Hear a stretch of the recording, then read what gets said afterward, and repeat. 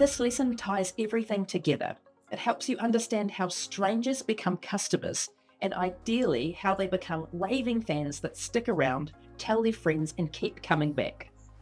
If you've ever wondered, why do some people land on my website, poke around and leave, while others buy, refer friends, and become regulars? The answer often lies in understanding the customer journey and building content and offers that support them at every step. Now, the customer journey is the path someone takes from not knowing you exist, to discovering you, to considering you, to buying from you, and then coming back or referring others.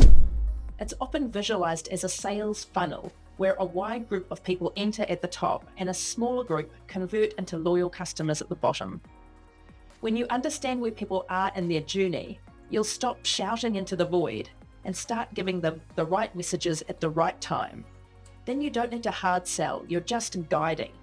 And that's what turns curious browsers into loyal buyers.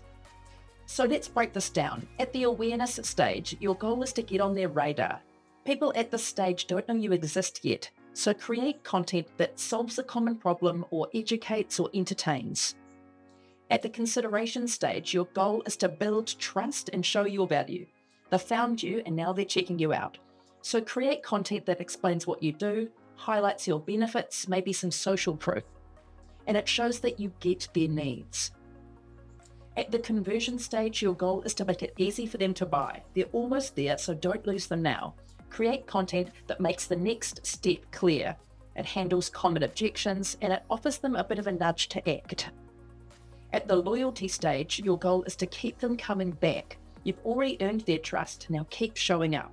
So create content that rewards loyalty. It adds value after the purchase, and it invites continued connection. At the advocacy stage, your goal is to make it easy for them to share. Happy customers can become your best marketers, so create content that encourages reviews, makes sharing effortless, and celebrates the community.